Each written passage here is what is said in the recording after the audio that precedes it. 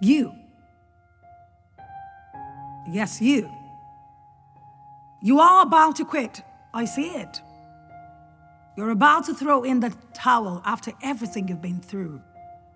You're about to call it quits after fighting for so long. Day in, day out, I've seen you fight with everything you've got. I've seen you work hard. I've seen you grit. While others slept, you sat awake, planning for a future you could only hope for. Life never gave you options, but you insisted that your life had to be a lot better than it is right now. You've kept the picture of the life you want in your heart, and I've seen you forged one day after the other. I've seen you burn the midnight candle so bad that you have no more candles. I've seen you patch your shirt so much that there is nothing else to patch. With the only pair of shoes and worn-out pants, you set out day after day, convinced that your dignity was in your humanity and not what you wore. When they stared at you, you smiled, genuinely believing that it wouldn't always be like this. You've woken up with a smile on your face each day, determined to make the best of your life. And even when life served you hard, raw lemons, still you decided that you would make a whole buffet from lemons. You've done so well. You've kept hope alive when everyone told you it was hopeless. You nursed that child when everyone told you it was pointless. When they told you to give up, but you refused. You believed that with God on your side, you could do anything. Where is that woman now? Where is that man now? Where is that hope? Tell me, where is it?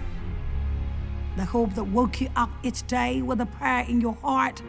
The hope that kept you believing that there was and there will be better days. Where is it? You've come too far now from where you started from.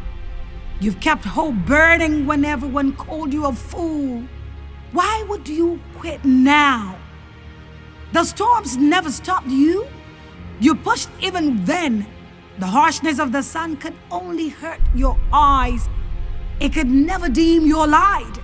You walked mile after mile doing what you could to save for a future you could only hope for. I acknowledge your tears. Believe me, I've seen them. I've seen you give hope to others from the little you had left. I've seen you give out all the light you had left so others could shine. I know of your sleepless nights, the ones where you lay tossing and turning from the pain, the nights you went without food, the mornings where all you had was a prayer for breakfast, the days when your best amounted to nothing. I know of those days. Gideon knew those days too. He worked so hard but couldn't eat because he was oppressed by a system determined to take his sweat and then ultimately his blood, oppressed by a system determined to silence him. Gideon knew all about oppression. His days were spent in hiding. Gideon never thought he could amount to anything. He was the lowest in his clan, the smallest in his house, the one with the least money, the one with the lowest voice. And yet God sent him a message. The angel said to him, "Greetings, man of valor." Gideon turned. "Are you talking to me?" he said. "Yes, I'm talking to you. You who's about to quit. You who's about to give up all up. You are a man of valor, a man of strength, a man of faith. And God sent me here with a message for you today. You can't give up now. You can't. Why would you want to give up now after fighting for so long? I know you've given so much and you believe there is nothing more to fight for. I know you've been struggling all your life, but what if the day is about to break? What if it's all about to change? What if the sun is about to shine again? You can't quit now. I can't let you do that. There is a breakthrough on the way, and I'm going to need you to stand and fight. There's a system out there determined to oppress you. It's determined to silence you. It's determined to kill your hope. That same hope that has gotten you out of bed morning after morning. That same hope that has kept you fighting, confident that there were better days ahead. There is a system out there that doesn't want you to know you are. There's a system out determined to leave you in obscurity, oblivious to who you are and what you carry. Rise up, man of valor. Rise up, woman of valor. Today is the day you fight. Today is the day you fight with all you have. I call for the warrior within you. Woman of faith, arise. Man of faith, arise. This is not the end. I said this will not be your end. They thought you could keep the Israelites oppressed forever. They thought they could silence them. They thought they could break them. They didn't understand why, after all they had been through, they were still standing. They don't understand how you're still standing. You should have given up. But yet, look at you. You mighty man of valor. You mighty woman of valor. I'm talking to you. Yes. Gideon didn't think that was him either, because when you've been in oppression so much, you begin to believe what the system tells you. When they tell you you are a failure, you start to believe that maybe that's what you really are. When they call you a coward, you start to believe them. When they say you won't amount to much, you start to believe that maybe they aren't telling lies. But you need to know that deception is their best game. They're telling you lies. The one you created for such a time like this calls you mighty. He calls you great. He calls you strong. He calls you loved. He calls you faithful. He's the one that gets to define you, not them. He's the one that gets the right to call out the warrior within you. You can't give up now. You can't. You need to arise like Gideon, like Moses, like Deborah, men and women who through faith conquered kingdoms and territories for God. You need to put on your armor. You need to go back to the word. Go back to the truth of what God says about you, because your dreams are valid. You were never created to be small. Your lineage is great. Your children are great, and they are mighty. Don't stop fighting for them. Don't stop praying for them. You must remain the light that enables them to see who they really are. Don't let the system define them for you. Don't let the circumstances around you tell you who you are. You are more than the oppression that surrounds you. You are more than your tears. You are more than the days you've given up. You are more than the days you threw tantrums, the days you made bad choices, the days you made mistakes. You are so much more. None of those things define you. Only God defines you, and He says to you, I formed your innermost being. I shaped you delicately. Nothing about you is a mistake. Not the color of your skin, not the texture of your hair, not the color of your eyes, or the shape of your nose. I wove them all together in your mother's womb. I formed every bone in your body. Skillfully I made you. Before I formed you, I knew you. Before you were born, I had chosen you. I had defined your purpose. I set out a place for you. You can't even give up now. This is not the end. You have a whole life waiting ahead of you. You're going to be filled with so much joy and happiness. you wouldn't be able to contend it.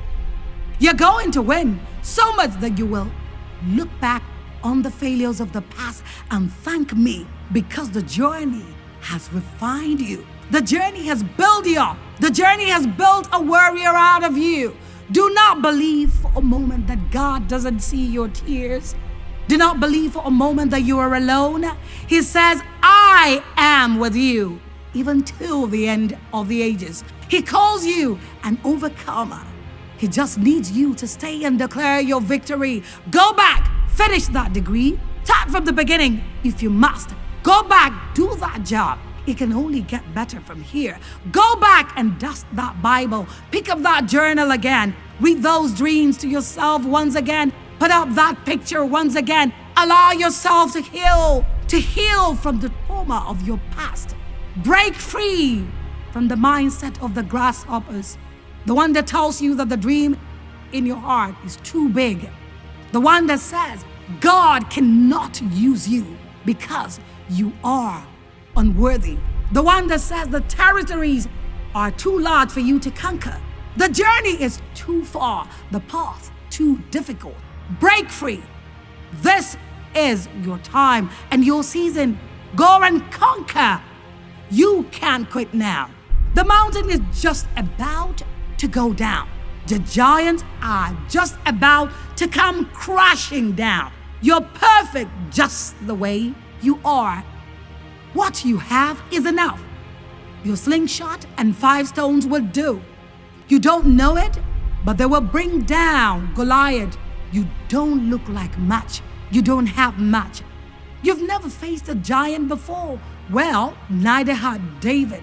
But he had to believe that there was something in his hand that he could use to bring the giant down. What are your giants? Name them. Depression, oppression, betrayal, pain, poverty, failure, stress. You've got to look at what is in your hands. You've got something.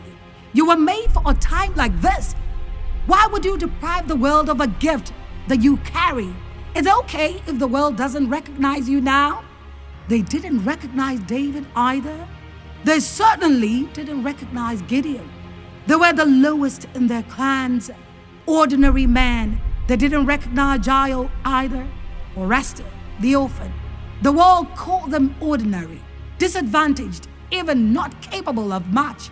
Yet, look what God did with them. Look at what God is doing with you. God is making a name for himself with your life. He's writing a beautiful story with your life. A story that inspires hope. A story of strength and courage. A story of love and joy. A story of faith that stood in the hardest of circumstances. A story of endurance, of patience, of passion. A story of hope. Hey, look at me. God is making a name for himself with your life. When they see you, they see God. They see a God who makes something out of nothing. A God that turns the most impossible situations around. A God that rewards faith and obedience. They see God. They see you. I say it again. God is making a name for himself with your life. God is writing the bestseller with your life. Don't stop the book halfway, because I beg you, the world needs to read it. We're waiting to hear your story. I need to buy your book. Your hope is the fuel that inspires us to push harder. Because of you, we don't want to give up either. What would happen to us if you gave up now? What would happen to hope? God is making a name for himself with your life. And I beg you to just hold on. You can't quit now. You can't. How well do you know yourself? How do you see yourself? How do you rate yourself? Do you pay attention to your emotions? Do you cry and immediately know why you are upset? Are you in control of your anger, or do you throw temper tantrums every time? Do you pay attention to your health? Do you love the way you look? Do you pay attention to your physical appearance? How well have you mastered yourself? Can you give answers to all these questions?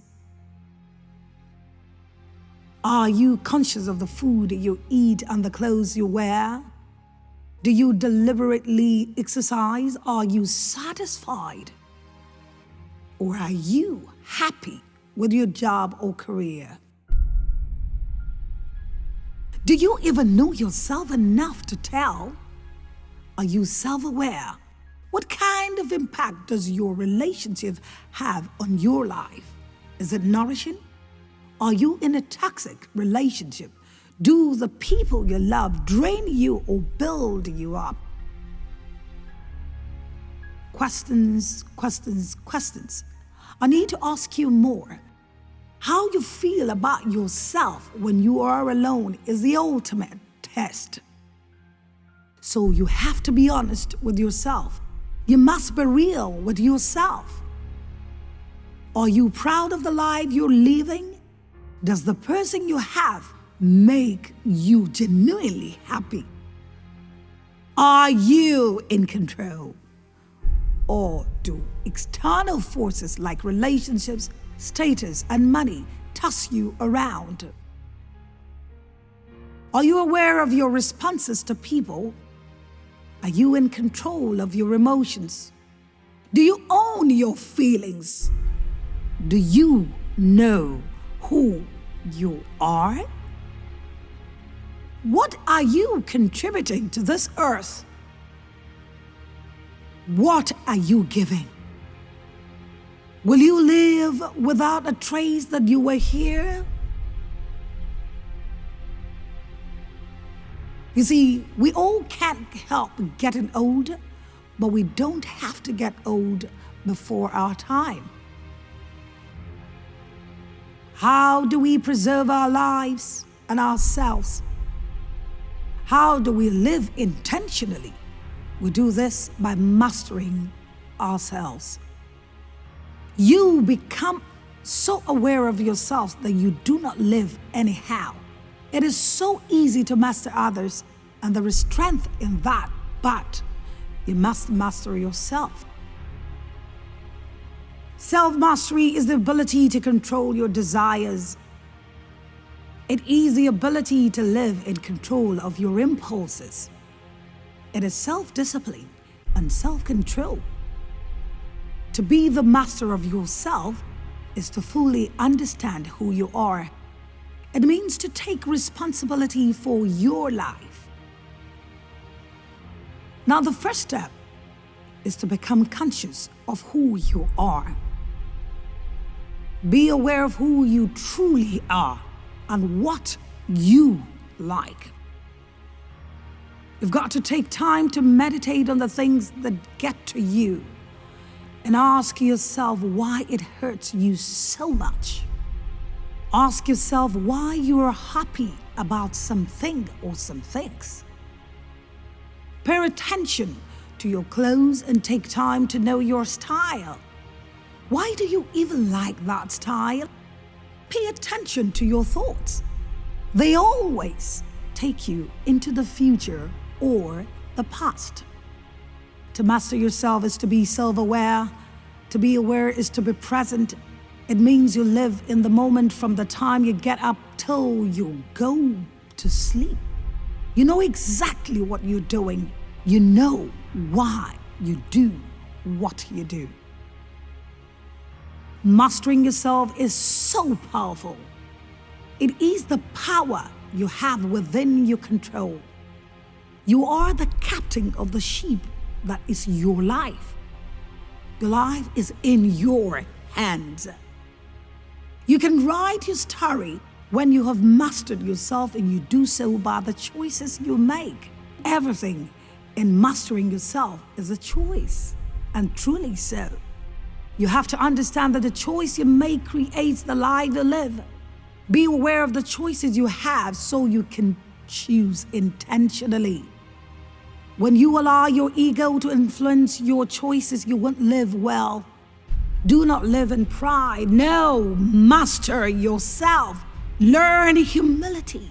Choose forgiveness every day.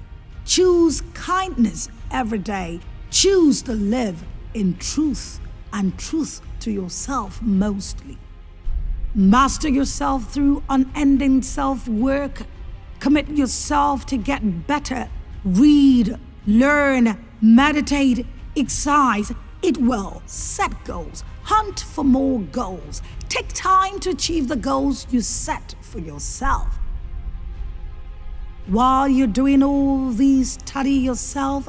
Pay attention to what motivates you. Learn interesting things about you. Do everything that makes you a better person.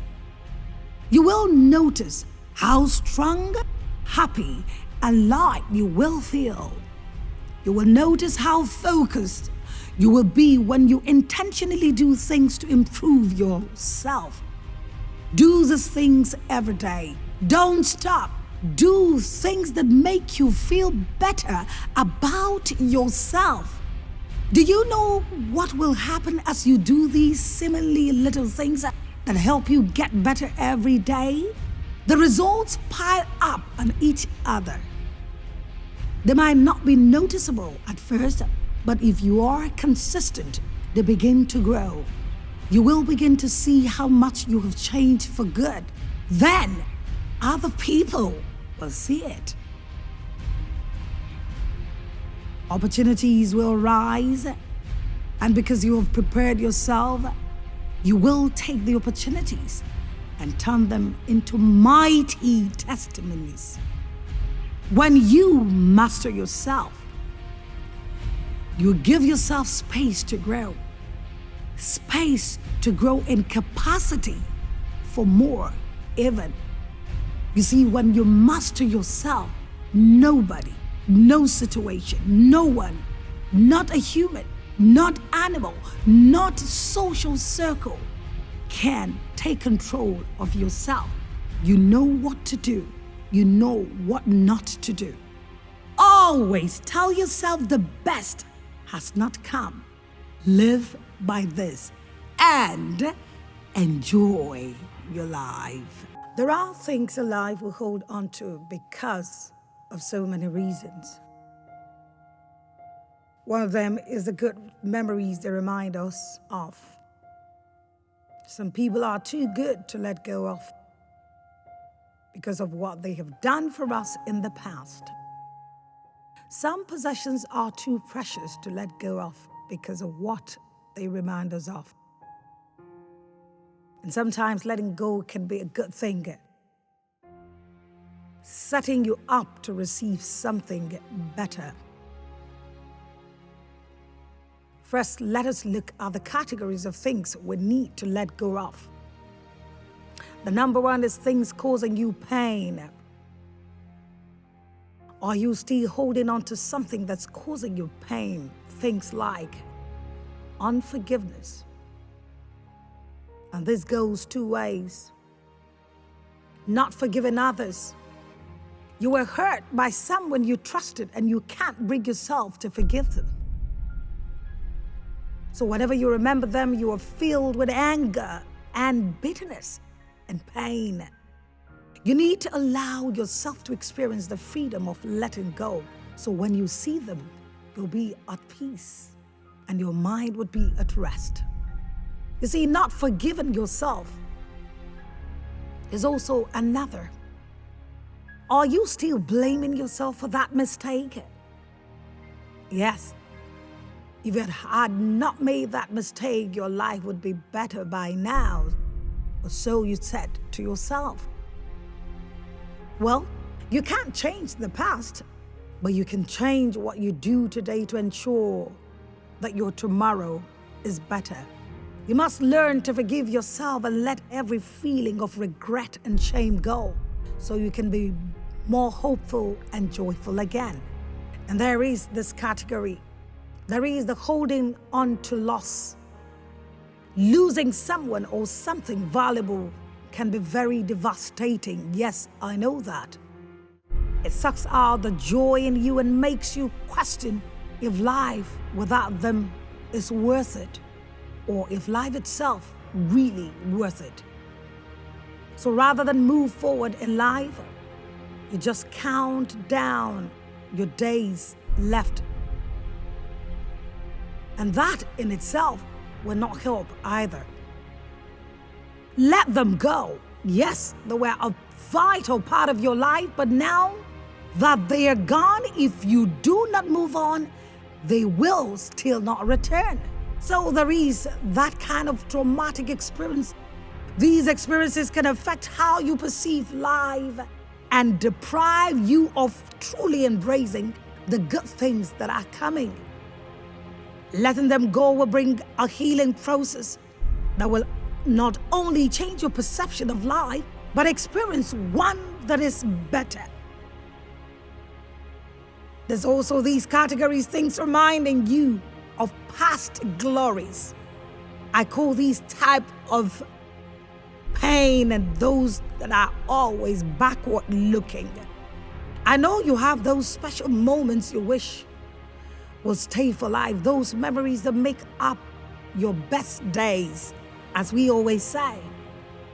Now, while it is preferable to remember the good things you have experienced in your life so far, it can rob you of the good things you're supposed to enjoy today, which are actually better than what you enjoyed in the good old days. So like Apostle Paul, you need to decide to forget those things which are behind, and be it good or bad, so as to push forward. You cannot force the process of letting go. There has to be a strong desire for change before you can begin moving forward with your new reality. The fact that you let go today does not mean your memories will not struggle. The process is necessary to build you for the better thing coming ahead. So what happens then when it's someone valuable who chooses to leave you? Sometimes letting go is the right thing to do in the situation. You may be holding on too tightly, or you may be holding on to someone that no longer serves you or appreciates you. If they stay, there will be a burden, and you will be worried of losing. Take it as an opportunity for you to learn something new or to experience something you never have before. And sometimes letting go can also mean having nothing at all and being free from attachments and expectations. This is important as far as I'm concerned. You might not need to receive something better, especially something tangible, but you could receive something intangible that is eternal, like a peace of mind. The road of the successful life is paved with mistakes. In fact, it's paved with failures and failures. Feelings like fear, pride, even shame can cause you to hold on to what you have instead of reaching out for something better. Letting go of these feelings will allow you to see your mistakes clearly and be able to move forward in a better way than before. It may also save you from making more mistakes in the future as well. You see, letting go is actually another way of saying that there is a better tomorrow. You shouldn't make it a point of holding tenaciously to things or some people that are actually telling you to your face that we do not want you. The future would always be more brighter. The future would always be best if only you understand that the past would always be the past. You see, holding on to things or people or situations or memories that you ought to leave alone can also serve as a burden that could cause even physical sickness to your body. Allow things to go because circumstances made them so. You couldn't have been the one wrong if that person or when that person leaves. But then it had happened. And so be yourself and allow the past to go. It's always better the end of a thing than the beginning thereof. Stay with the expectation of more, even after losing something now. You can't predict life, but you can make the best plans of life. You can have the best intentions, but you will never be able to predict for certain what will come your way in life. When unexpected times come, you must remember that God is good. And God is always and will always be in control. He's trustworthy, even if everything seems out of control. I know how it feels when told to trust God. It's easier said than done, they always say. But you can do it. It's almost bizarre getting to rely on someone you cannot see with your eyes. But this simple instruction, when adhered to, can bring you peace even amid raging storms. I would say this is the most difficult for many. I find it so sometimes, I must confess. But an understanding of who God is will help you trust Him fully. Some extracts from the good book, we see God called El Shaddai, which means the strong and breasted one. God is strong to deliver. He is caring to nourish you. He is willing, able, and faithful to always come your way and to your aid. Unlike man, who can sometimes be willing but not able, or willing and able but not faithful, God is ever sure. He is as constant as the northern star. And why is it so? Because it doesn't change. His words would never fall short. It would always accomplish what it's directed to do, and it always prospers where it's sent. Maybe your situation seems dreadful, too challenging, and you can't see a solution to it.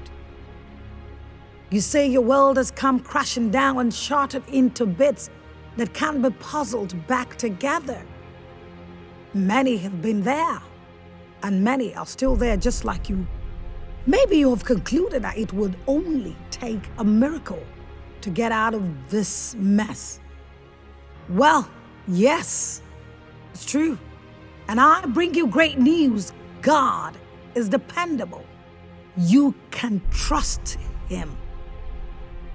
Nothing takes God by surprise. He knows what's about to happen to you. In fact, He had always known that this would happen to you. There are no coincidences with Him.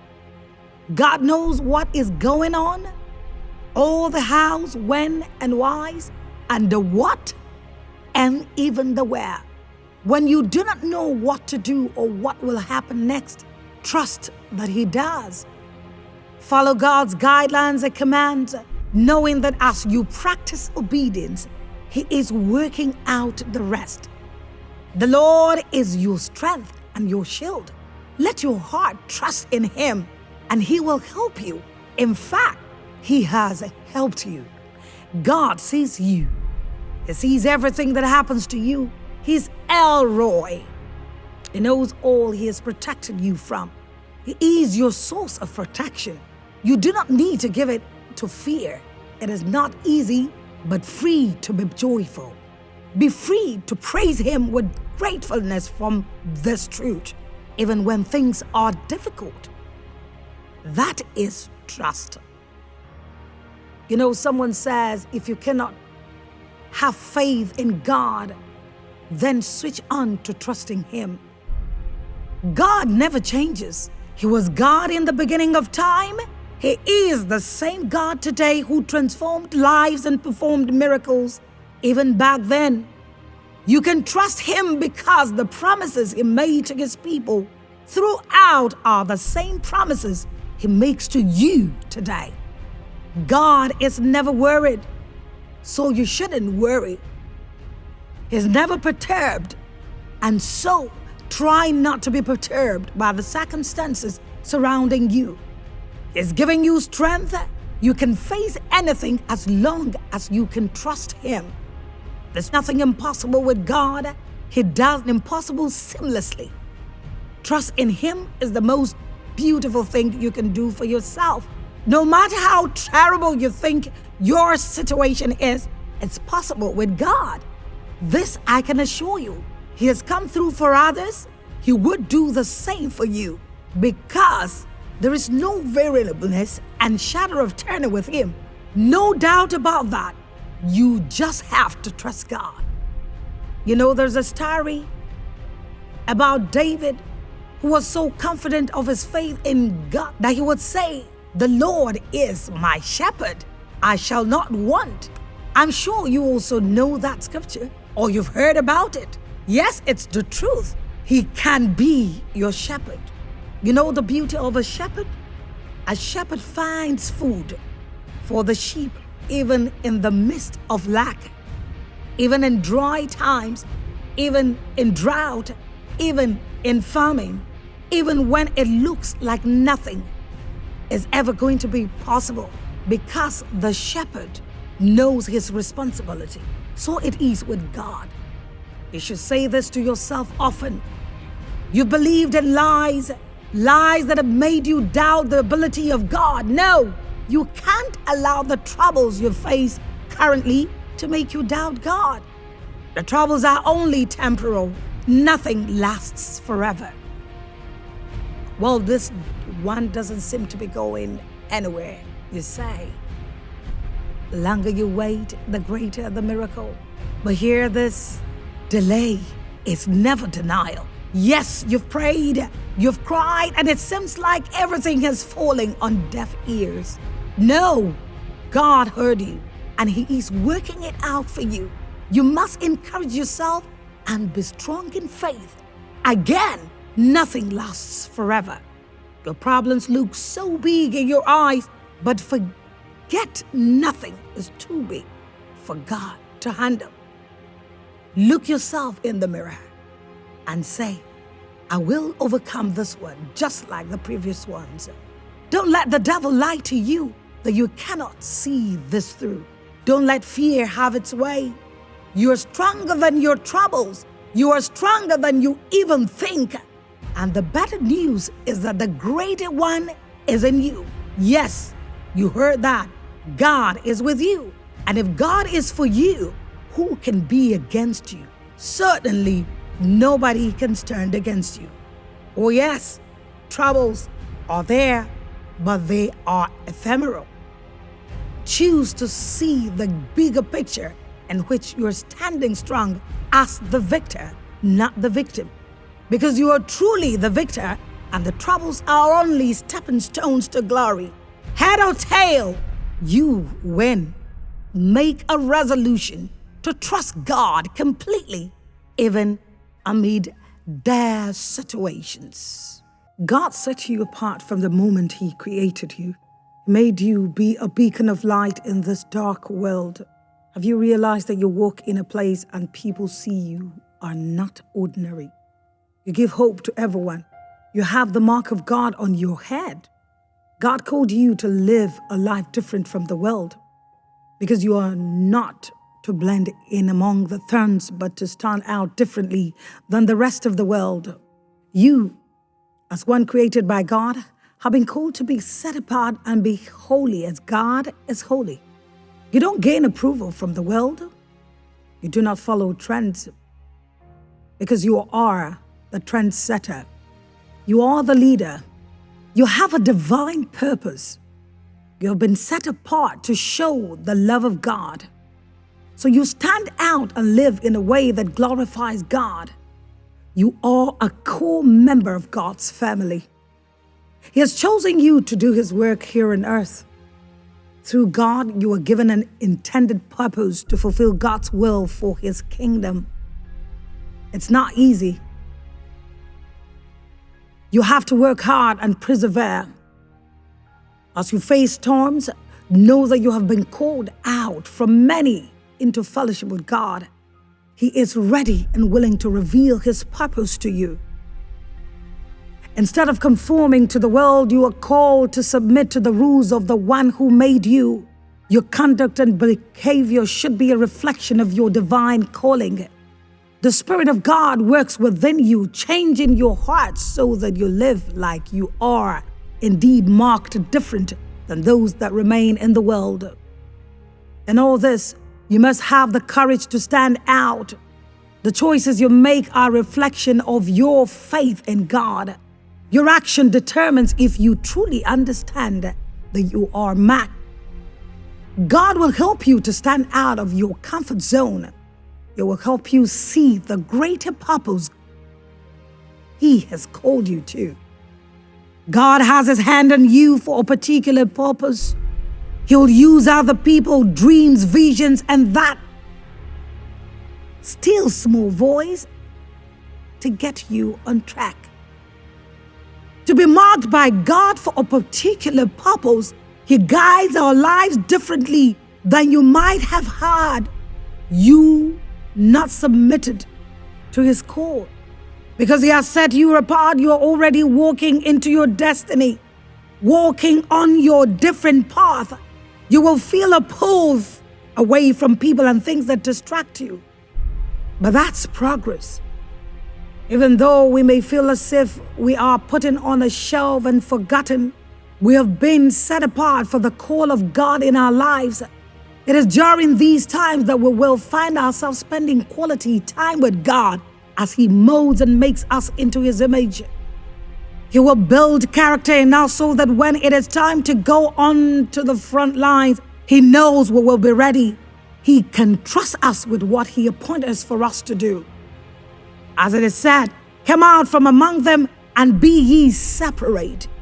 God has chosen you to work for Him. And you need to be set apart, determined to do the work for the King. He has anointed you and equipped you to be used for the advancement of His kingdom. You are made to be holy, consecrated to Him. You are given a unique role in life to serve Him. You are a stranger to this world system. Instead of thinking and acting like the world, you are set apart from this more common way of viewing and living life and are given a different purpose. You could say that we are separated from worldliness and given a new purpose to be used by God. If you are set apart to do the work of the Lord, then you will not have time to get into trouble, especially if you place your heart on pleasing Him. You see, setting apart would mean forgetting sometimes the most things that you think you love. Sometimes it has to be leaving even your beloved family. Sometimes setting apart is getting out of that thing that you thought was formerly your course to follow. But then you will know deep down in your heart that setting apart is always the right way, even when those things seem to pull you back. You must realize that being set apart means a moment of contradiction with other people's belief. You will contend with those that thought you are going wrong, and some would actually come out and tell you to your face that you're missing the part.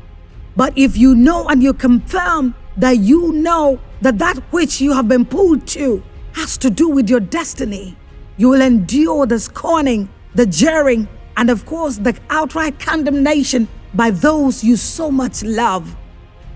Being set apart does not mean being loved by everybody. You know the story of Joseph, where the moment he dreamt a dream and had to explain that he had that dream that made him set apart, he began from that day to become an enemy, not only to him, and of course even to his family members. And even when he got to the land of Egypt, consistently being set apart can mean that trouble upon trouble will come your way. You see, it's always a trying period. It can be a lonely moment. It can always be that time that it looks as if when you speak, heaven is brass and the ground would not sprout out and give you its own yielding. Just know that most of these times, the mighty one that has called you to that setting apart knows exactly what He is doing, because you are developing that thick skin of being alone in order for you to be for all. Being set apart is not always forever, but it is for the purpose of the betterment and the goodness of the overall. Know this fact and know it for a truth that you're being set apart. It's always going to be for nations. Hardly would one be set apart for himself and to himself alone, because you are always supposed to be a separate one. You see, I always want to compare being set apart with the way the plant or the palm tree grows. When the seed is planted, it doesn't come out in one day. Neither does it come out in 1 week or 1 month or 1 year or 2 years. It takes years because it first off goes downwards, dies, and goes to the root before it springs up. But then when it begins to grow, every part of it becomes so important to humanity. Look at the palm tree. There is never a part of it that is ever useless. So it is with those that are being set apart, and that it is it with you. You are set apart first to die, and then you come out a new you to become useful in every ramification, that when you speak, your word becomes important. When you reflect, any of the action would be interpreted to the benefit of the world. Those that are set apart are never many. They're always few from the majority. See yourself as such and stay within the purview of that which you are called. One of the things that are easily created on earth, as far as I'm concerned, is excuses. Excuses can be manufactured per second in hundreds because they easily come and they sound justifiable, especially when you ought to do something and you couldn't do it because you decided to create or make excuses. You see, people that make excuses easily look back and find out they can pick anything and anyone to blame except themselves. Someone says that the only thing standing between you and your goal is the story you keep telling people of why and how you cannot achieve it. You know, it's easy to give reasons for what you feel cannot be attainable because you feel you're not of the same size, your race, your gender, or your belief, or you do not have all that it takes that the other that has built that castle was able to have before he or she did it. But you see, some people call it sheer nonsense, and it's just what it is, excuse. No matter how old you are and how bent over or so unfortunate as you want to see yourself to be, there is no reason why you or cannot achieve what you want to achieve. You see, for every obstacle, there is always an opportunity. Just like for every opportunity, there is an obstacle. It depends on how you look at things and how you perceive those things.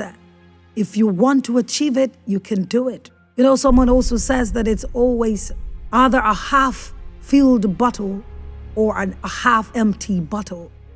For those that see it from the perspective of being half-filled, all they see is that they know that it's a matter of some more water and then it is filled. But for those that do not see it as half-filled, they see it half-empty. What they are saying in essence is that I cannot, because I don't have the capability to fill that half part. But you see, once the journey has been embarked upon, especially when you get to the half, what that means is that you're already halfway done. Do not make excuses, because no one does it for you except you. Excuses don't create themselves except one decides to create it. Even a blind man can see if he chooses not to see from the perspective that he or she is blind, because blindness would always be a perspective. They have an inner light that can tell them, and they will see beyond what an ordinary eye can see. I've seen people without feet. I've seen people that literally all they can do with a part of their body is their mouth, yet they're one of the world's greatest artists. You know why they achieved what they have achieved? Because they did not choose to make excuse. They did not blame anyone. They did not blame their parents. They did not blame the circumstances. They did not blame their health or even the pharmaceuticals of this world that might have been the cause of their loss of their limbs or body. You see, we've seen people that crawl on their stomachs, yet are creative people, because it's all about the mind. And yet I've seen people with hands, eyes, ears, mouth, a heart, 2 legs that are walking and still haven't met with anything or achieved anything in their lives.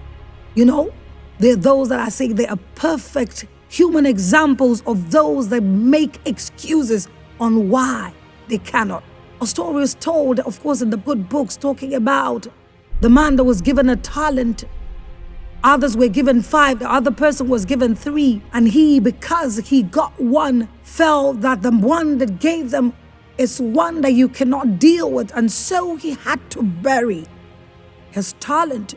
When the owner of the talents came, he asked him and he said, I know you're insufferable. I know you are such a man that is so difficult, because if something had happened to it, it would become an issue. So I decided to bury. You know, the good man decided to do something which to me is so intriguing. Why would he take 1 talent that's been taken from 1 person to be given to the one that had 5 talents? But you know, over the years, as I meditated on that beautiful story, I realized that the one that had many didn't see it as being given so much work. He saw it from the perspective of, oh, I have the ability and the space to do much more based on the giftings that I've been given. But the one that had 1 saw himself as being given just a little. You know, that's how the Creator made us. We have nothing that is not within the capacity of our creativity. You are what you are based on the gifting you have, and then you can become much more if you are good at making greater things out of the little that you have. It's not because you have many that you become great. It is not also because you have a little that you become great. It is because you choose not to make excuse of whatever that you have in your hand. You know, this life does not give you enough. It just gives you what you can start with in order to have enough and also have an abundant and overflowing one. You know, the beauty of this Creator, He gave the richest man in the world 24 hours the same way He gave the poorest person on earth 24 hours. He gave the crippled 24 hours the same way He gave the one with everything in the part of his body 24 hours. You know what? I feel the Creator is telling us as humans that it is not about what you think you have in the physical, but what you have in your mind and what you perceive of yourself, being able to do much more than what you have around you. Excuses are always there for you to make if you choose to make it. But one of the things about them is that once you make them, they will definitely unmake you. Do not let yourself become an excuse builder or an excuses creator, or one that has a barrage of excuses ready to churn out whenever a challenge comes. Because challenges are always the pedestals that we stand upon in order for us to get to the next level. When you watch someone that is huddling, just recently, one of the world's greatest huddlers happens to have come from Nigeria, and she made a statement. She said, unknown to the world as at 2016, but she said, I would become unforgettable. She had gone to different tournaments and never came with any medal, but she kept pushing because she had that medal in her heart that one day I'll be the world's greatest. You know, she had an opportunity to create an excuse for herself and say, I have done all I can and I have tried my best, and my best has given me just nothing. I might as well retire. But she told herself for not getting a medal in past tournaments is enough excuse, if at all. She built one to make me strive to make it better.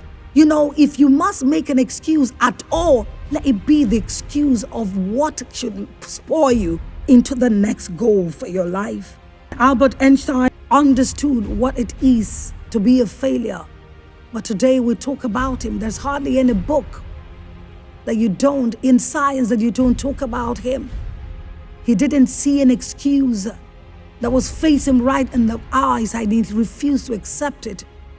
Instead, he shut his eyes to it and chose to be a better person. Do not make excuses. In fact, crumble the mountain of excuses that you have had stored behind you, ready to give people or as reasons for your failures. Because failure is just a way of telling you to do it in another way. Do not make excuses. They hinder growth. Fear is an unpleasant emotion caused by danger, threat, or harm. A feeling of dread and anxiety concerning the outcome of something. Fear hits us in many forms, from slight hesitations to very overwhelming anxiety. We can't live out our best lives and accomplish our goals if we let fear rule us. It encourages inertia and prevents us from seizing opportunities. Many people are imprisoned by the fears they have created for themselves. You deserve to live without fear, and it is entirely very, very feasible.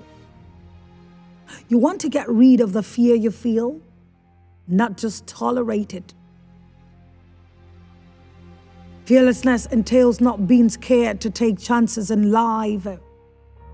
And so regardless of your anxieties and uncertainties, you never back down. Staying fearless is not being ignorant of the challenges, but facing these challenges with bravery.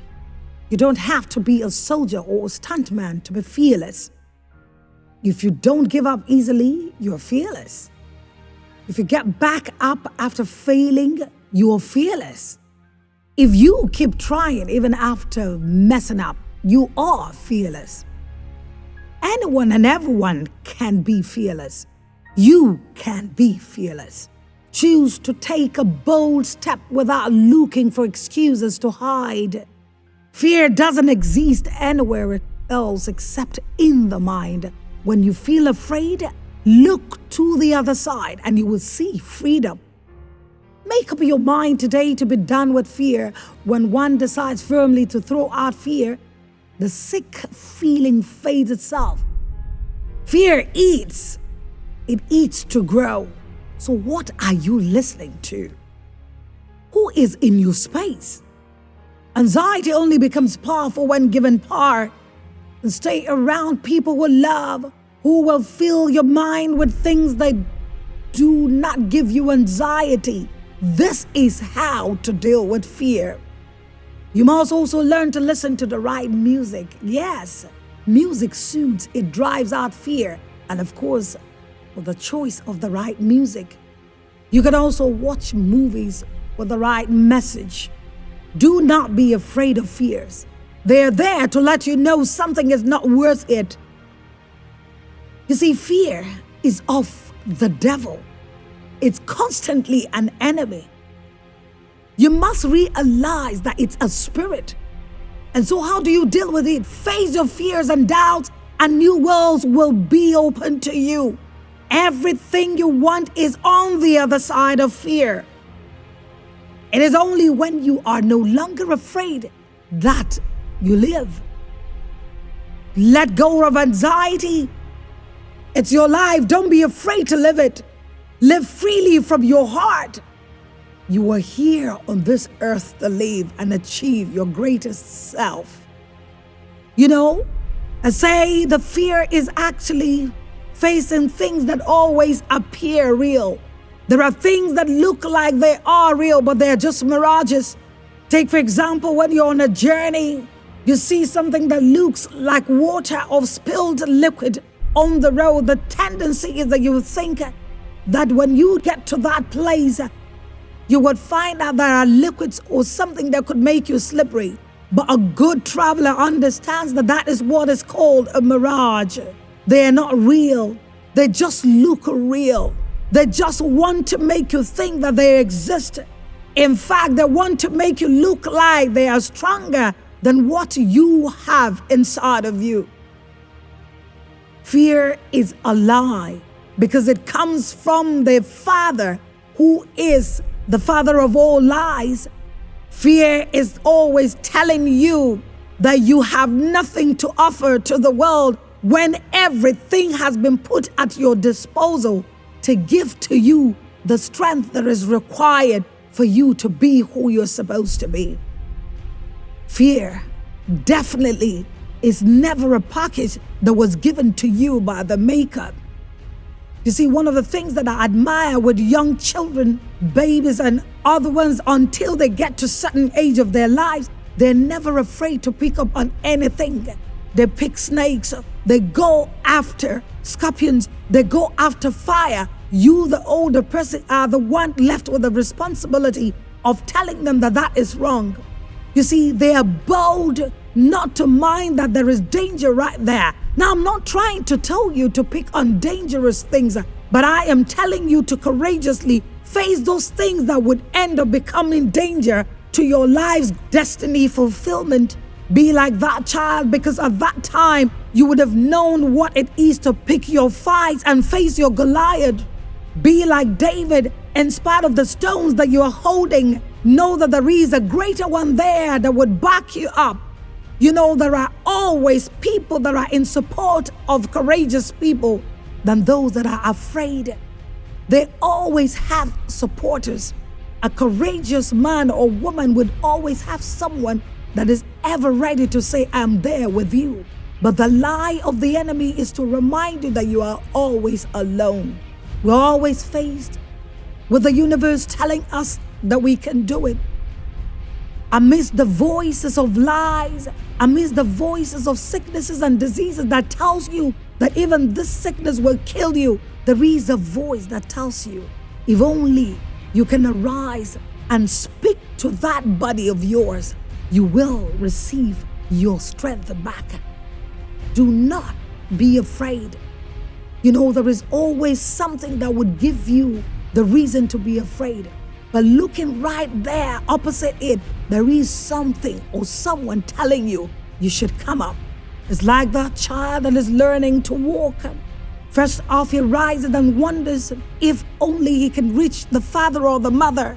And then the mother tells it that you can do it, I'm waiting for you. What the child does is it speaks to itself that I am getting there. And what it does is, despite what looks like a heavy leg, it takes the first foot forward and goes the second. Before he knows it, he's right in the arms of his father or mother. So it is with you.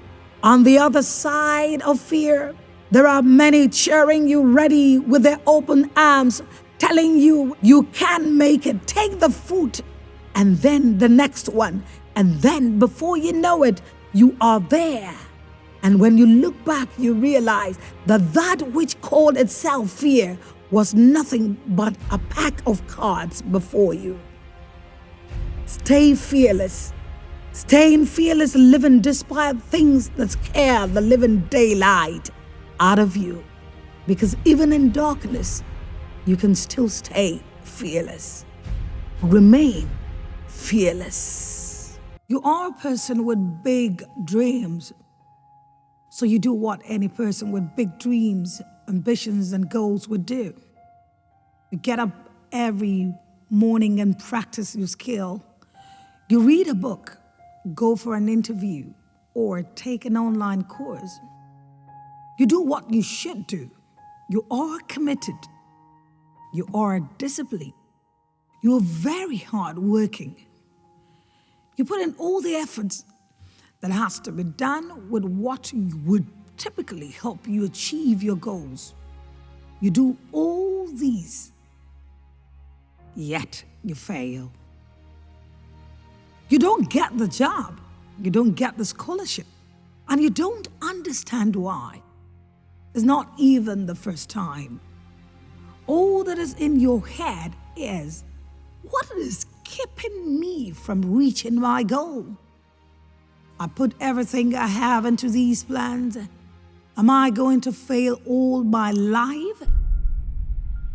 You start falling into depression because all of these experiences, but you really don't get it. The first thing you should know is that you are supposed to make mistakes. You're supposed to fall sometimes. You are supposed to fail. Failure is a stepping stone to success. I know you've heard that many times. And of course, it has become a cliche, but it is still valid. It is true. Failure is a stepping stone to success. Failure is an experience that makes you stronger. It teaches you to wait. It teaches you patience. Failure gives you wisdom. You have room to learn consistency. You learn how to be determined. You become very intentional about your dreams. You learn how to stay committed to your dreams. Failing opens your eyes to see what you can do better.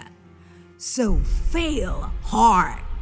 Failure might look like something that will draw you back, but no. Failure will push you to greatness. It'll wake you up and push you to see and do things differently. You failed because that was not your method, so try another one. Failure exercises your character each day, and each time you try, just keep trying. Do not be afraid to fail hard. The journey to success is not smooth. It is riddled with failure, and that is not easy. You have to live life trying. When you fall, get up. Try again. Do this until you see the manifestation of your dreams. If you have never failed, then you are not alive. You're not human because failure is part of life we live. Do not be ashamed of failing. You're not less because you fail. You're not useless because you fail. You are not a failure because you fail. You do not stop because you failed one time. Failure should not stop you. You too do not stop at one failure.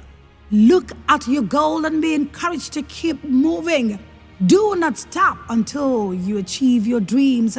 Do not stop until you begin to see 4 dreams come alive. Your failure is part of success.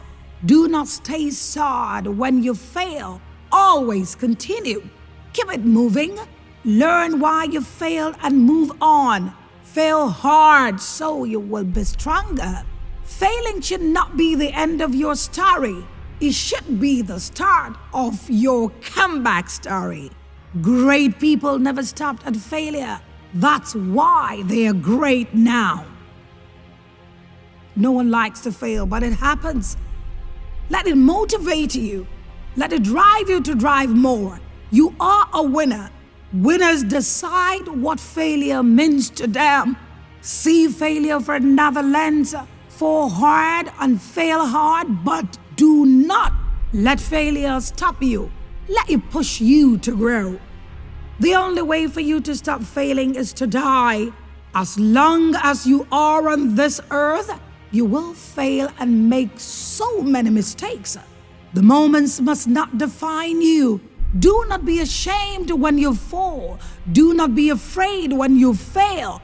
Everybody goes through failure. Even the greatest people have failed countless times. Do not stop at failure.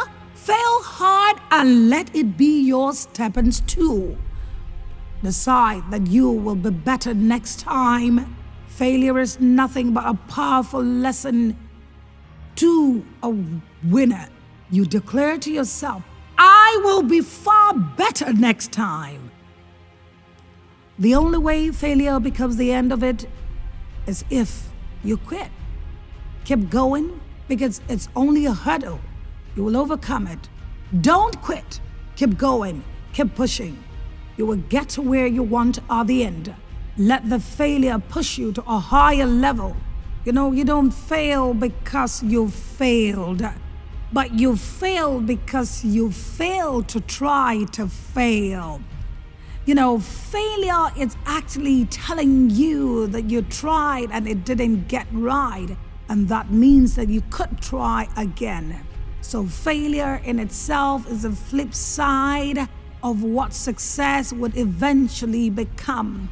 Do not be afraid to not listen to those that have failed because they told you so. You know why? Because they have chosen to remain failures. Yours should be the ability to have a bounce back mechanism inside of you, because failure has inside of it as a default a bounce back mechanism for every individual that chooses to return. As we see it in a boxing ring, it doesn't always come as a knockout. Most of these people that lose have to go back trying. They got all the punches. They've been punched over and over again, but they come back because they try harder and harder. Even when it is declared that they failed, the truth of it is that they go back and replan, go through the lessons, and applying it, they come back to defend or to fight again and again. You see, every day that enemy that supposedly thinks he is your own champion can turn out to be the defeated foe if you understand that your failure of the past was just an example for you to choose to win again. Learn to accept failure by going hard when you fail and rising up again.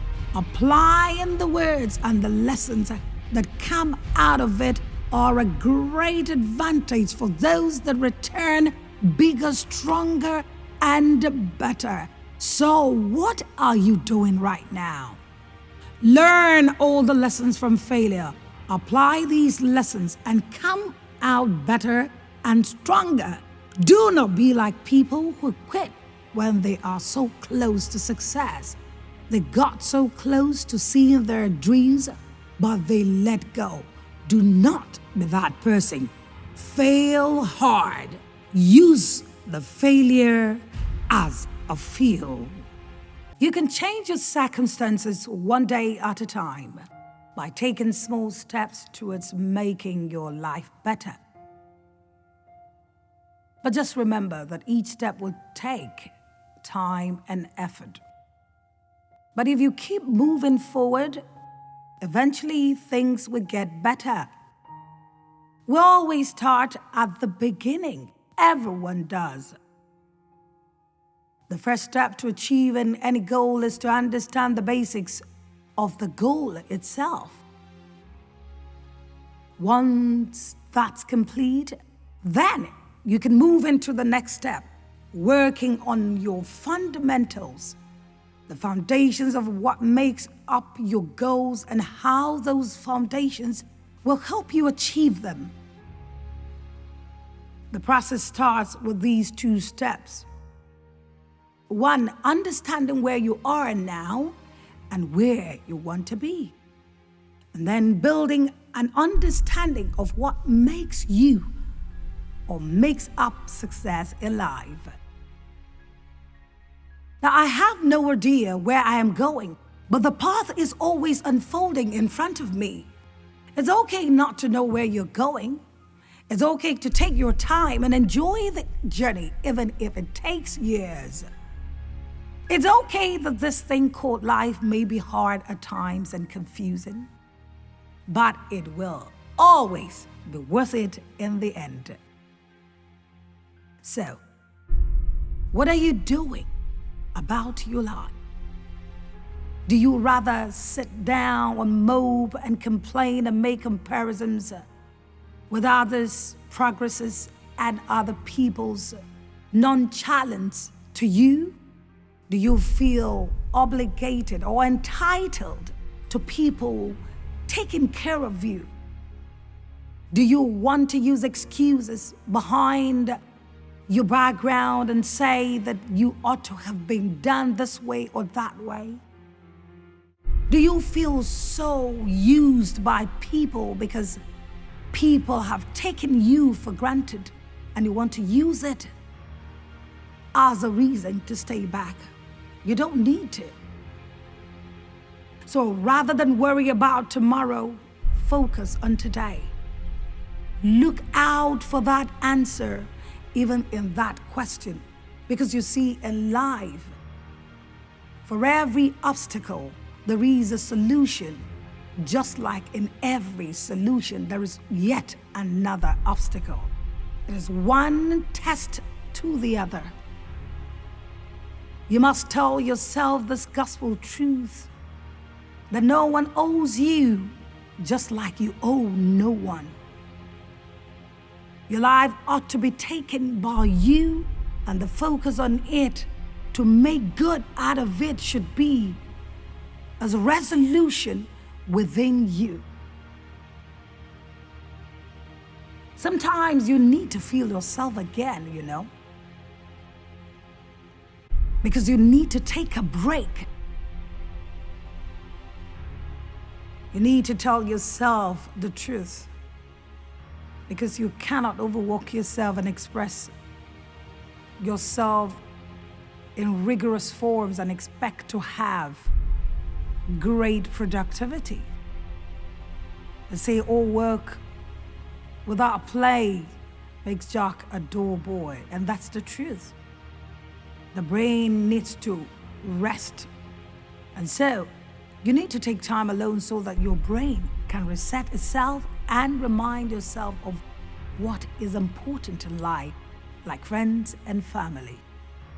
When we talk about friends and family, many a times we spend so much time building resources, investments, thinking that they are meant to eventually be spent with friends and family.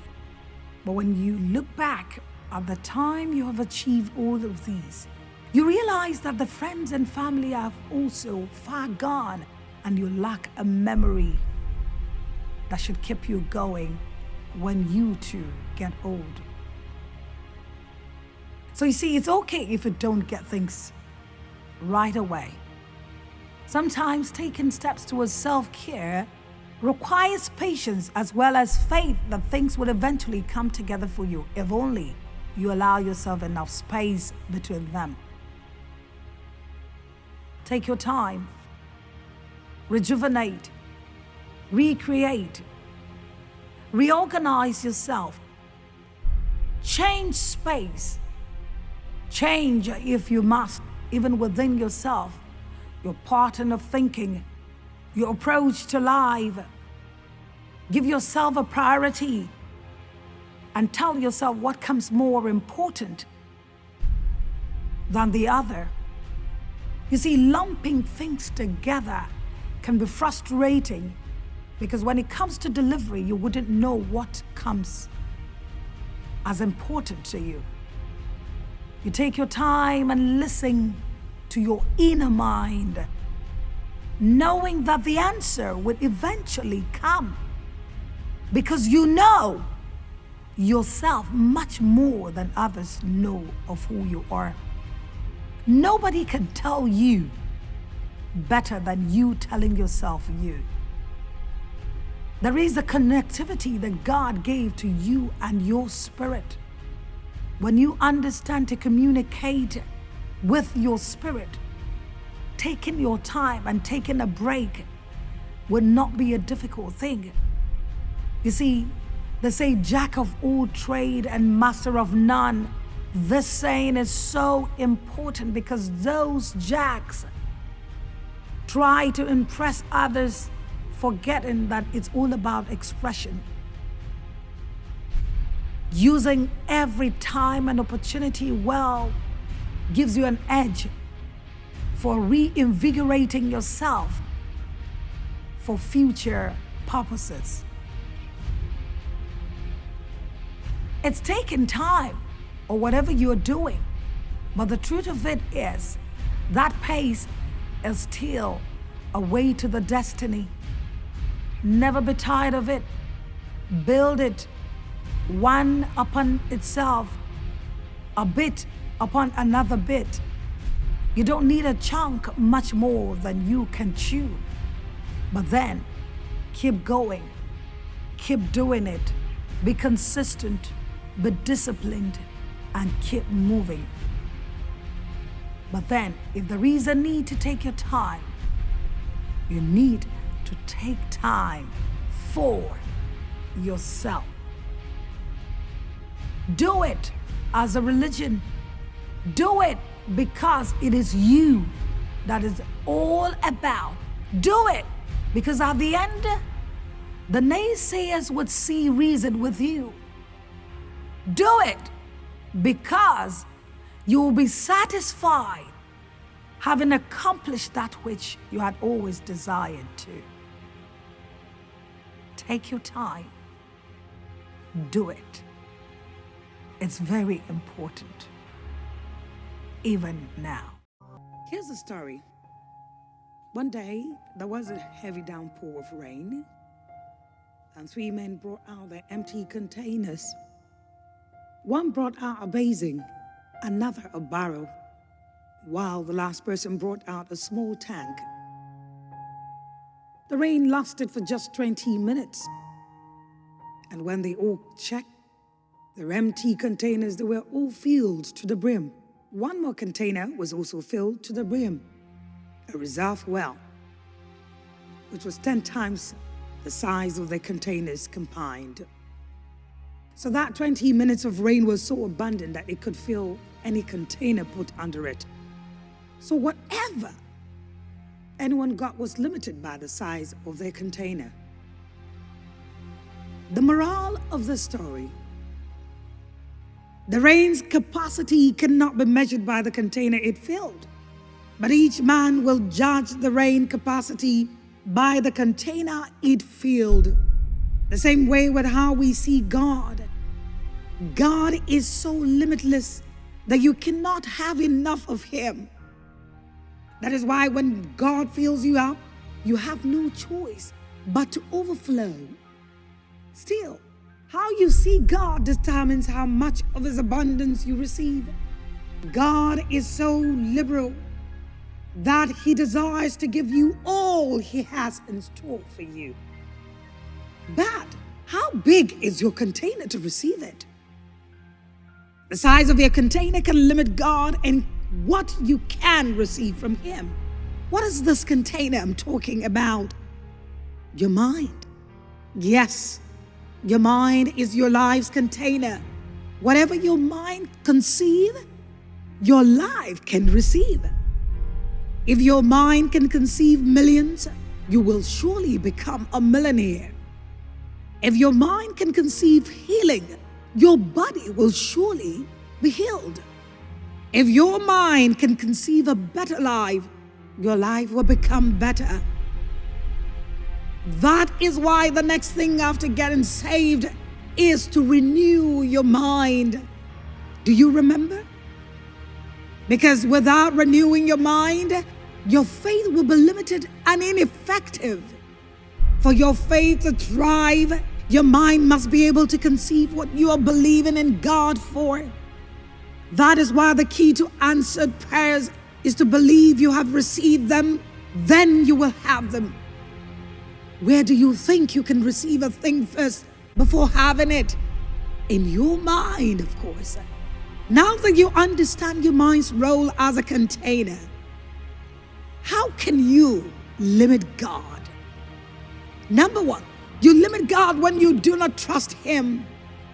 Trust is an essential key to activate the power of God in your situation.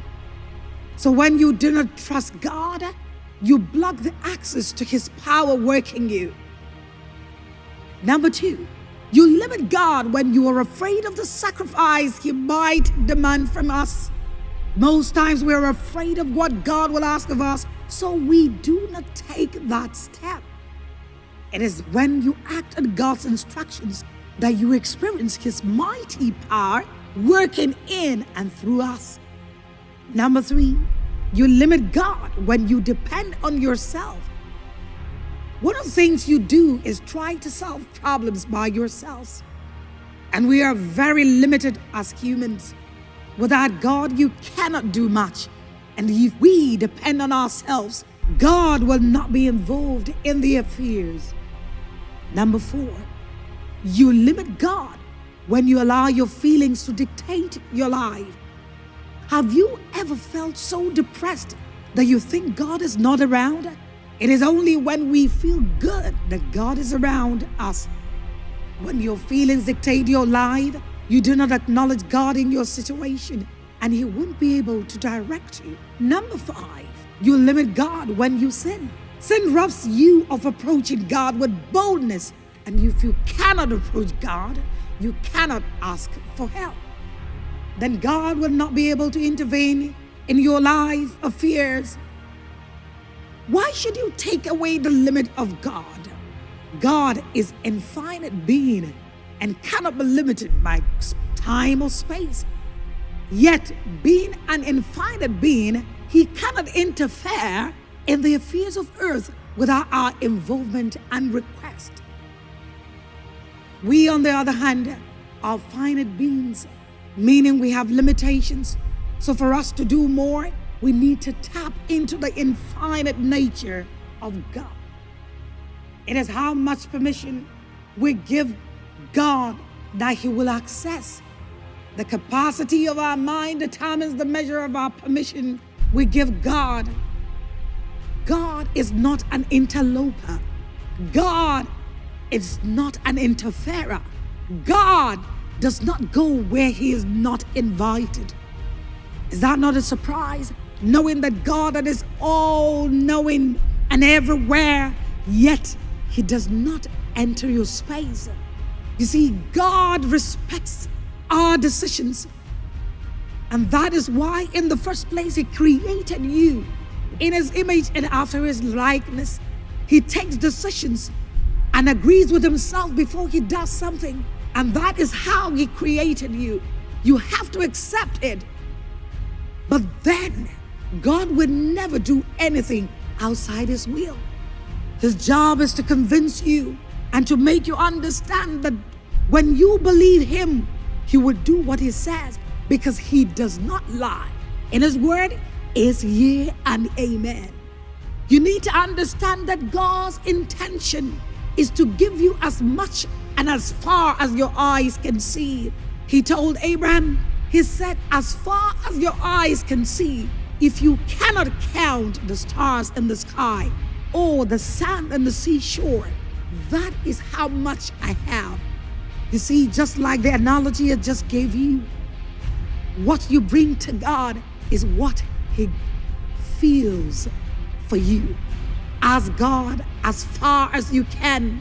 If man has the mouth to say, I will give you half of my kingdom, how do you think that God that is almighty, the one that owns the world in the palm of His hand, the one who has the rubies and the diamonds, the one who owns the cattle of the 1,000 hills, what makes you think He cannot do for you? You see, the storehouse of heaven is infinitesimal. You cannot count, but God is waiting for you to make a demand of it, because it is His joy that He wants to give to you as you ask of Him. Do not limit God. Do not set boundaries for yourself as to how you get from God. No matter what you do, no matter what you say, no matter what you will ever imagine, God is willing.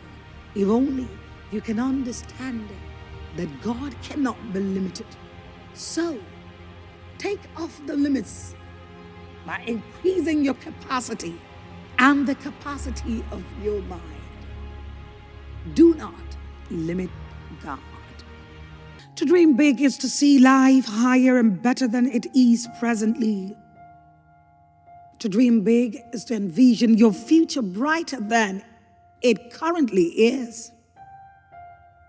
If you plan to quit your dead-end job, then dreaming big for you is focusing on getting the job you want.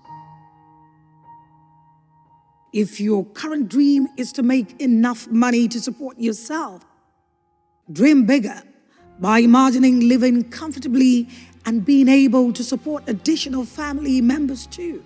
See yourself as someone able to buy what you want without struggling. Dreaming big doesn't always mean suddenly wanting to become a millionaire or becoming famous, although it could mean that for some of us.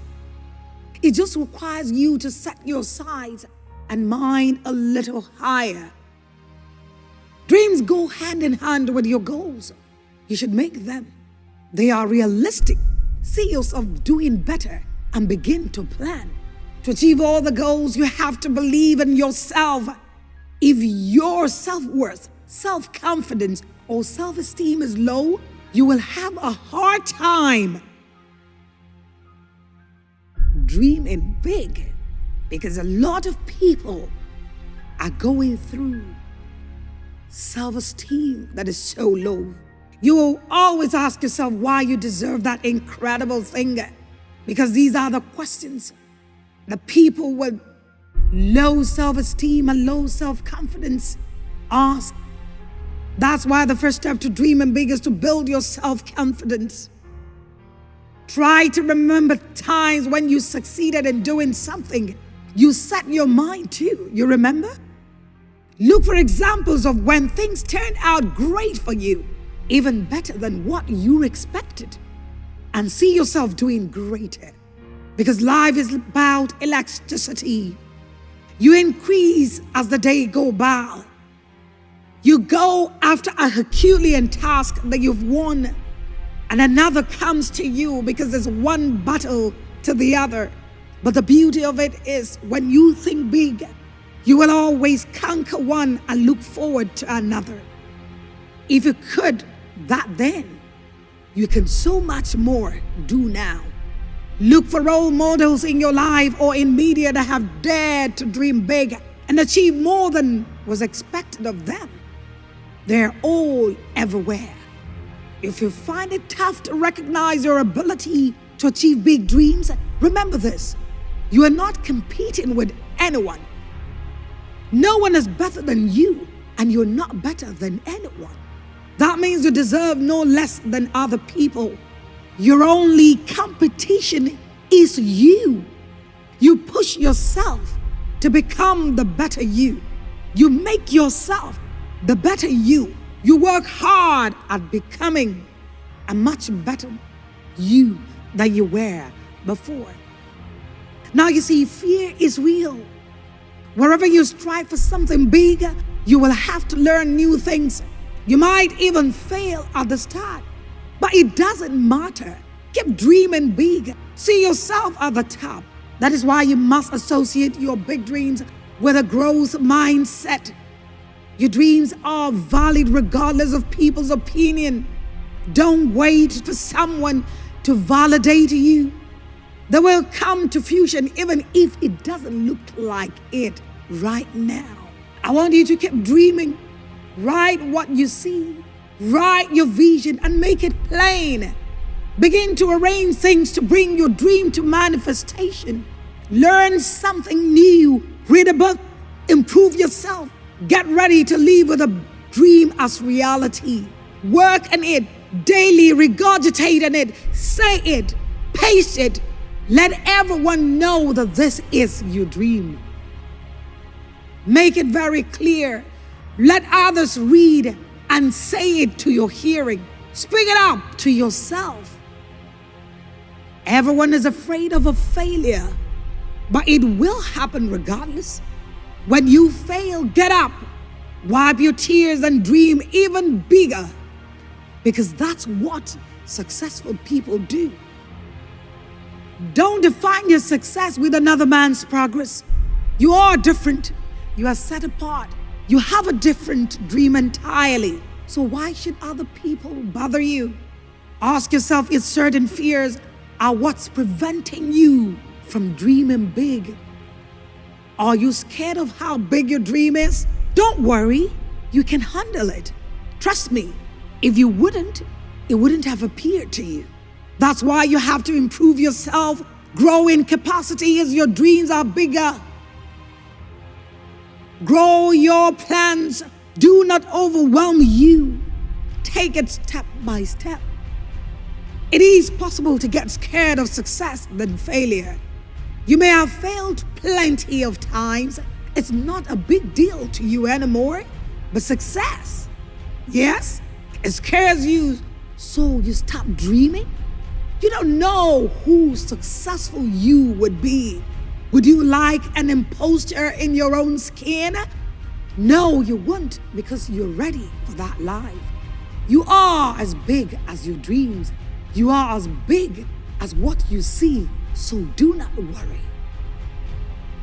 If fear of success is still something that might be preventing you from dreaming big, I encourage you to step and spend some time reflecting on success.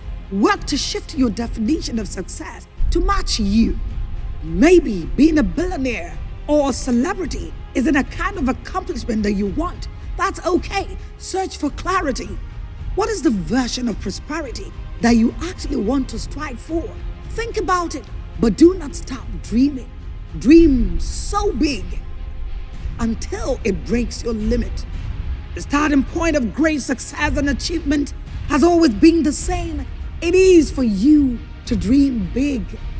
There's nothing more important and nothing that works faster than for you to cast off your own limitations and begin dreaming and fantasizing about the wonderful things that you can become and have and do. A wise man said once, you must dream big dreams, for only big dreams have the power to move the minds of men. When you begin to dream big dreams, your level of self-esteem and self-confidence will increase immediately. Your self-image improves. You feel more positively about yourself and your ability to deal with whatever happens to you. The reason so many people accomplish so little is that they never allow themselves to let go and just imagine the kind of life that is possible for them. So, you dream big. We all possess an inner critic. At first, this voice stays in our head, telling us what we did wrong. And it's nice and wise. It keeps us motivated towards goals. It reminds us to avoid a particular food because we need to stay healthy. Or when it tells us we didn't do good and need to train more. It's called the inner critic.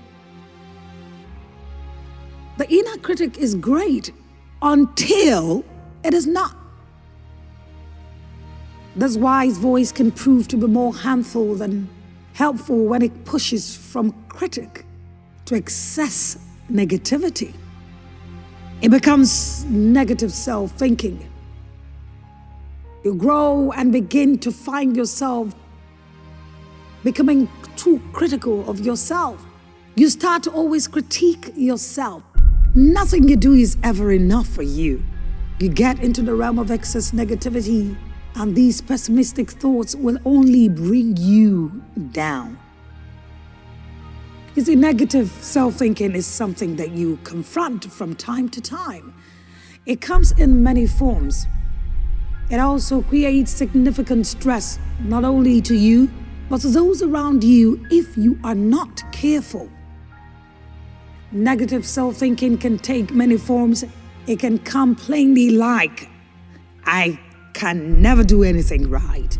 Or sound grounded as, I'm not good at this, so I should avoid attempting it for my own personal safety. It may seem like a realistic assessment of a situation. I got a B on this test. I guess I'm not too good at anything in school. And then you devolve into fear-based fantasy. I'll never be able to go to a good college. The musings of your inner critique may sound a lot like a critical parent or friend from your past. Negative self-thinking is any inner dialogue you have with yourself that may be restricting your ability to believe in yourself and your own capacities and to reach your potential. It is any thought that dwindles your ability to make optimistic changes in your life or your belief in yourself to do so. Negative self-thinking is not only stressful, but it can really impede your triumph. It can damage you in ways. That is why you must stop it. Stop engaging negative self-talk. When you focus on negative thoughts, you decrease your motivation. You are weighed down by a feeling of helplessness. Negative self-thinking has the ability to make you depressed. You have to stop it. Negative self-thinking can lead to a downward ability in you to see opportunities. It will also decrease your disposition to capitalize on these opportunities. Thinking of yourself negatively will limit you. The more you tell yourself you can do something, the more you believe it.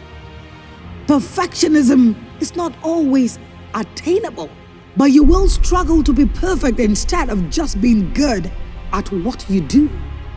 It will be a never-ending rat race for you.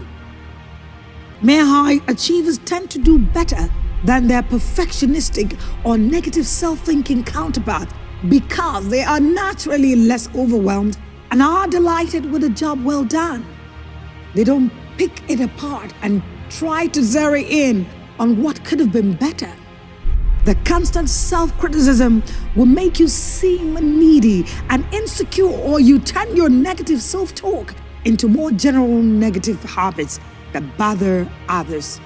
A lack of communication and even a playful amount of criticism can take a toll. Now, one of the most obvious drawbacks of negative self-talk is that it's not positive. It sounds simple, but positive self-talk is truly a great predictor of success. There are many ways to reduce the self-talk in your daily life. You can catch your critic. Notice immediately when you're being self-critical and stop. You should remember that your thoughts and feelings are not always reality. They do not define you. You may feel like you're just making observations about yourself, but you should not consider those awful observations accurate. Most times, these negative thoughts are skewed. You need to also recognize that your inner critique is a force outside of you. This way, you realize that you don't have to agree with what you hear inside. Do this and see how your words become less threatening and how ridiculous these thoughts are. If you find yourself thinking wrongly every time, change your negativity to neutrality. Turn "I can't" to "I am not sure, but I will try." That's a healthy start. Use gentle words and see how you stop thinking negatively completely. Put a limit on how much negativity can come for you. Be very intentional. One of the things that stimulate negative self-thinking is that you leave it often unchallenged. Fight these thoughts. After all, if it's not going on in your head, you are in control. Catch your negative self-talk and ask yourself how true it is. Negative self-thinking is always an exaggeration, and calling yourself on this can help to take away its damaging influence. Your inner critic is at its worst. It can sound like your worst enemy. Change of the way you look things would help. Change the way you critique yourself. Sometimes you may be paying too much attention to a small detail. Negative thoughts will always be exaggerated. That thing you're upset about, will it matter in 5 years? Shift your perspective. Look at these thoughts from a distance. Minimize the negativity, urgency, and fear negative self-thinking. And then speak up. Sometimes when you catch yourself entertaining pessimistic thoughts in your mind, say them loud. Tell a trusted friend what you are thinking about. This can also lead to a good laugh and shine a light of how ridiculous some of your negative self-thoughts can be. Other times, it can at least bring support. You can say some cynical self-thought phrases under your breath. This can remind you of how unreasonable and unrealistic they sound. This will remind you to give yourself a break. Replace the bad thoughts with some good. There are two kinds of people in this world, the talkers and the doers. The talkers, of course, talk all the way without getting anything done. They always want to do things but never doing it. They live in the past or the future but never in the present. Are you in this category talking about the talkers? Well, if you are, this is your wake-up call. Shut up and do it. Do not be that person that always talks about how many plans you have or things you want to do without ever doing it. The secret ingredient to achieving things in life is action. You have to take action. Be a doer, not a talker. You will always have the opportunity to talk about ways to deal with this, come up with numerous plans and complain about life. But if you don't act, nothing will ever happen. Everybody can talk about changing the world, but only those who can act on that and what they think actually change the world. Stop making excuses. Stop giving 1,001 reasons why you cannot do anything. Do not let action be missing in your life. Be a doer. Be the person that gets up to do something. Take a step. Let your actions speak for you. Go about your life doing one task at a time and do it better than anyone else. Do not be distracted by other people's words or reactions. Do the running of the team. And do not follow other people that their negativity is only what they know when it comes to running or leading people. They're filled with experience and knowledge, so they take the world by storm. Talking does not do anything at all, but action does. Shut up and just do it. It's important to be able to communicate, but endless talk without action is pointless. Act on one of the things you have been talking about. It's so easy to talk. You can talk so much that you talk yourself out of acting or taking an action on that idea. It's not a bad trait. But then, it also can be a trait that stunts your progress. You talk so much about an issue and yet do nothing about it.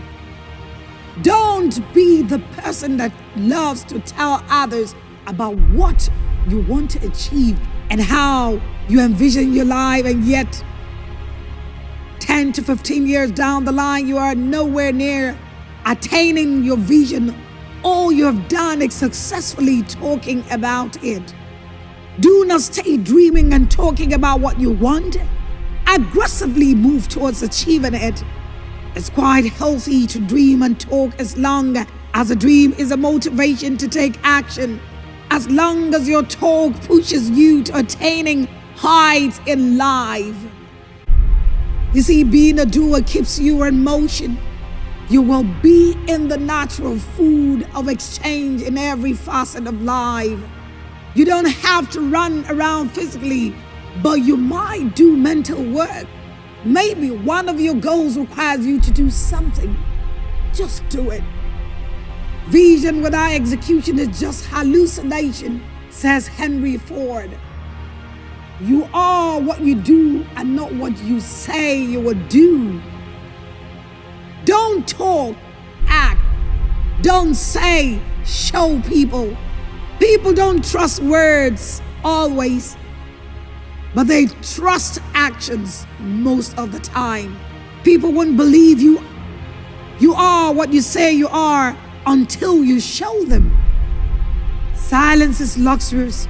You can work in silence and enjoy reaping the benefits. Don't just tell people about your plans. Show them your plans. People will always watch what you do, regardless of how much you talk. They will know a real one when they see one. You be that real one.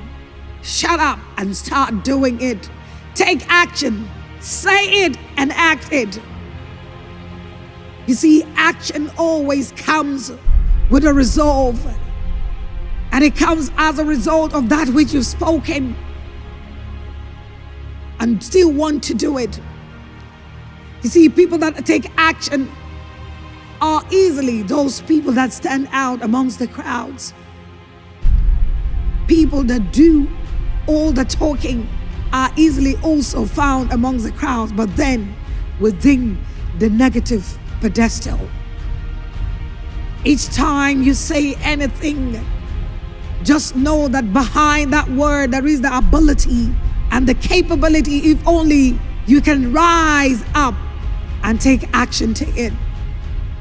Words, yes, will always precede action, but don't allow your action to stay without a preceding action.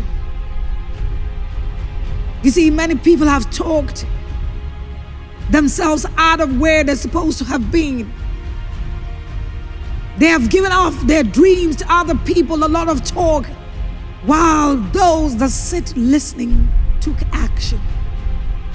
Many talkers have seen years gone past. They've seen their mates moved on.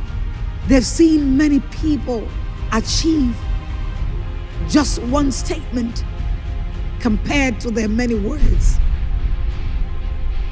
Do not allow yourself to speak an impossibility into your life. Instead, if you must talk, talk action, talk believe, talk steps that will take you to where you're supposed to. Never sit and mope, looking, talking, and expect people to do it for you. You see, even vision helpers wait for you to take action. No one will ever take the action for you, even after you're talking. The very moment you decide to take an action, every wherewithal, human resource, financial resource, and every other resource you need would begin to respond to you. Words have power, but what makes words strong and powerful is the action that is backed by it. Do less complaining, talking, bragging, blaming, arguing, lying, judging, and yelling. Take action. Take responsibility for yourself and start acting on those ideas. The world is waiting earnestly for your manifestation. Habakkuk 2 verse 3 says, "Wait patiently, for it will surely take place." Have you prayed to God and asked Him for something? Does it look like, humanly speaking, you see no way it can come to pass? Read this Bible passage, and I quote, "If it seems slow, wait patiently, for it will surely take place." End of quote. God is still in the business of providing. It may look like it's coming late. It may look like it's not even coming at all. But you just have to keep believing. Hold on to your faith, because God is providing all that you need. He can do exceeding abundantly more than you can ask or think. Just believe. Now, God's time is always the best. He does things at the right time. Rest in what the scripture says. What you want will surely take place. There is nothing the enemy can do about it. Nothing can preempt God's plan for your life. Your prayer is a seed and it must fall into the fertile soil of faith. You must just believe. Don't stop there. Water it daily with prayer and renew your mind with the Word of God. Remind yourself of God's promises. Your faith and trust are important. Nothing else will help you. Your tears won't help. What you want won't come to pass because you push and try to manipulate. It's not by might, not by power, but by my Spirit, saith the Lord. If God has pledged you something, stand on His word and remind yourself, my life can't end because this comes to pass. I will see my prayer points live. My life can't end before this comes to pass. I will see my prayer points come live. Remember the story of Joseph? His life could be summed up in the scripture. Until the time that his word came to pass, the word of the Lord tested him. Psalm 105 verse 19. Why test something? Why do you think you're going through this waiting season? It's just to reveal your resilience. And all you need to do is to think, will you hold up or fall apart under tension? What God has promised you, do you believe Him? How substantial is your faith if it's ineffectual? God will send you back into the school of faith so that you can learn the lessons, pass the tests, and graduate, of course, with great results. For without faith, it is impossible to please God. For he who comes to God must believe that He is a rewarder. The word is for you who are anxious today. Keep believing God and it will happen.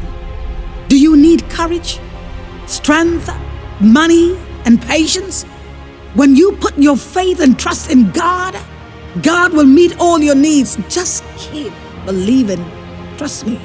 God will give you what is best for you, what you truly need. God will give you blessings out of His great love. His will is always for you and not against you. Do not be anxious for anything, but in everything through prayer and petition, with thanksgiving, you can present your requests to God.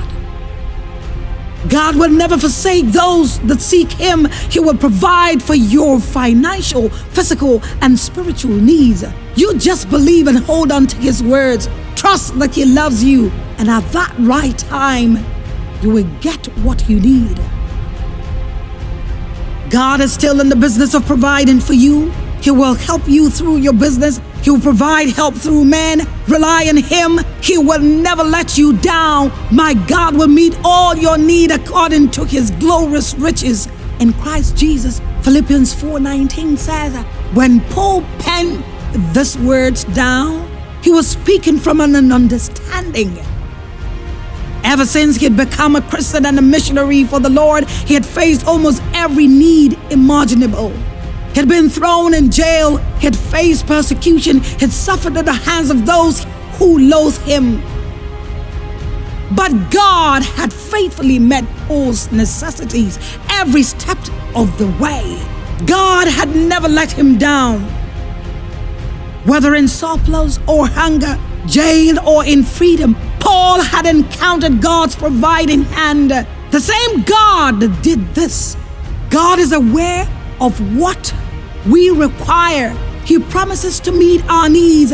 God will be with you every phase of your life, providing you in ways that only He can do it. And this is a guarantee. His desire for you is to have everything exceeding. His desire for you is to give you the expectation of your heart. His desire for you is to make you what He said He will do, by providing every necessity that is needed for that moment. God provides at every brook that gets dry. He knows a widow in Zarephath that would provide. At the calls of debtors, He knows what to do before your children are taken away from you. Is there anyone that has taken your possession and you are crying? God knows what to do because He is a just God. He never leaves nor forsakes it. He has said it. Though you walk through the fire or the waters, He is there with you. The truth about it is, whatever you're going through, security-wise or insecurity-wise, you feel neglected and the need had to do with your health. His idea is for you to prosper even as your soul prospers. Yes, sometimes it may look like heaven is brass as you have spoken up to heaven and no answer. Others have gone through it. Remember the story of Abraham when it looked as if after God's word concerning him having a promised child looked like it was never going to come. Even with the deadness of the body of Sarah, God still provided for Himself an heir. God still provides. He is the one that owns the cattle of 1,000 hills. He is the one that holds the world in the palm of His hand. He is the one that knows the hidden riches and the secret places. He is the revealer of every dark secret. Every possession is His. He can never leave you nor forsake you because He is willing to give to you. As you stretch out your faith, I need you to understand that that is your test. And this test will not be long because He is about to reveal Himself to you in a different dimension. Yes, they have laughed at you. They have scorned you. They have told you, where is your God? I know it is not easy to stay faithful or maintain your belief, but know that it is a constant battle, a spiritual war. God already won for you, and you must walk in it. Renew your mind with the word and remind yourself of the promises. Stay rooted and devoted and watch everything you prayed for come to manifestation. God is still providing. You need to keep believing.